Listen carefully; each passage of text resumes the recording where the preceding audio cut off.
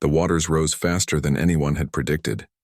What began as a routine monsoon season on the colony world of Theta-7 had transformed into a catastrophic deluge, forcing the evacuation of the entire settlement. Akeem stood knee-deep in murky water, her tools scattered around the workshop as the emergency sirens wailed overhead. "Akeem, we need to leave now," Mir shouted from the doorway, his silhouette backlit by the red emergency lights. The young pilot had already loaded their essentials into the transport shuttle, and the evacuation window was closing fast. "Just one more minute," Akeem called back, her hands working frantically beneath the surface. She'd found the mechanical dog, a Xantharian scout unit, trapped under a collapsed shelf. The creature whimpered in distress, its photoreceptors flickering weakly. Most humans would have left it behind. Most humans didn't understand what Akeem knew about Xantharian culture. Mir waded through the rising water, grabbing her shoulder. "It's just a machine. The orbital transport leaves in 5 minutes. If we miss it—" "He's not just a machine," Akeem interrupted, finally freeing the dog's hind leg from the debris. "Not to them." The robotic canine stumbled against her, its systems clearly damaged.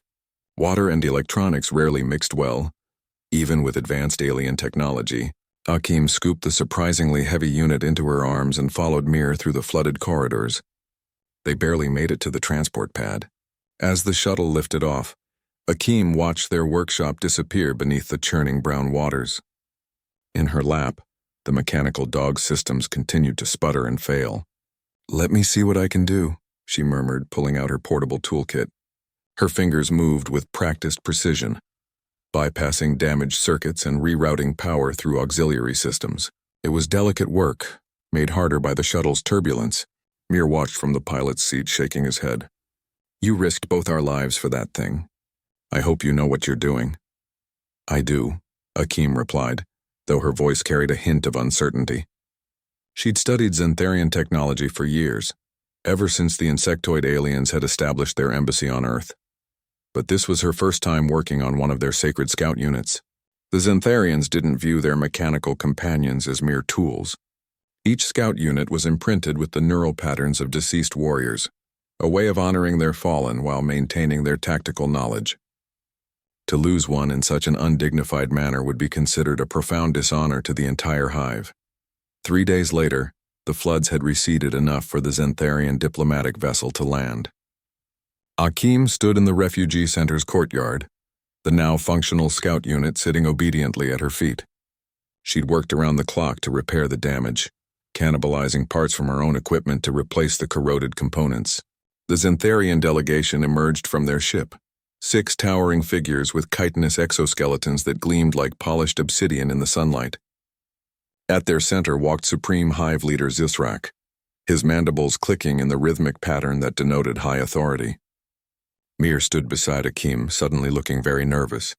"Are you sure about this? Maybe we should have just reported the unit lost in the flood." "Too late now," Akeem whispered back. Zithrak approached, his compound eyes reflecting fractured images of the 2 humans. When he spoke, the translation device rendered his chittering into perfect standard English. "We have come to recover our lost scout unit. We detected its distress signal before the communication network failed.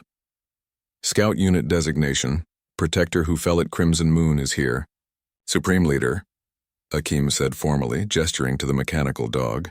"He was damaged in the flood, but I've repaired him to full operational status." The Hive Leader's antennae twitched, a sign of surprise in Xantharian body language.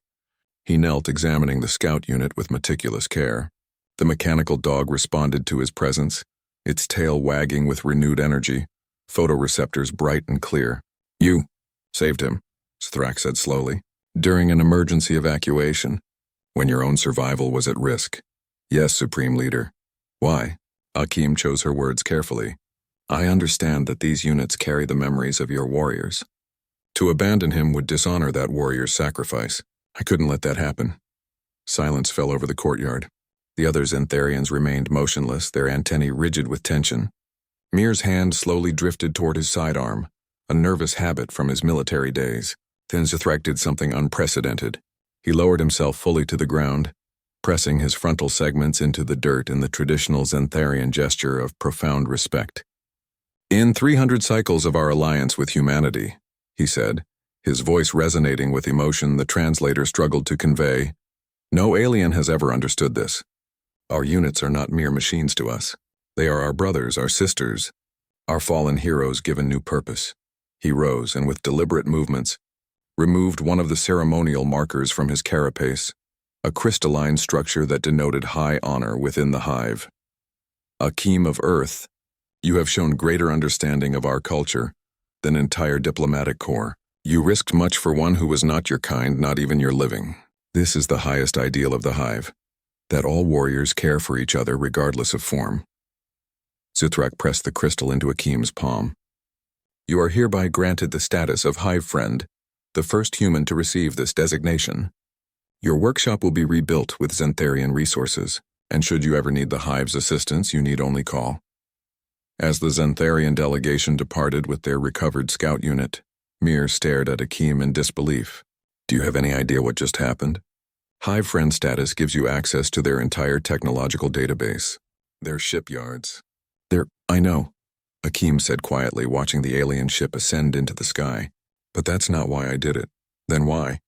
She smiled, remembering the mechanical dog's grateful whimper as she'd freed it from the debris. Because someone needed help and I could give it. Isn't that what being human is all about? Mir laughed, clapping her on the shoulder. You know what?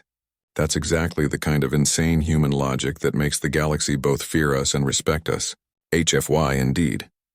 As they walked back toward the temporary shelters, Akeem clutched the crystal honor marker, feeling its weight not as a burden, but as a bridge between two species who, perhaps, weren't so different after all.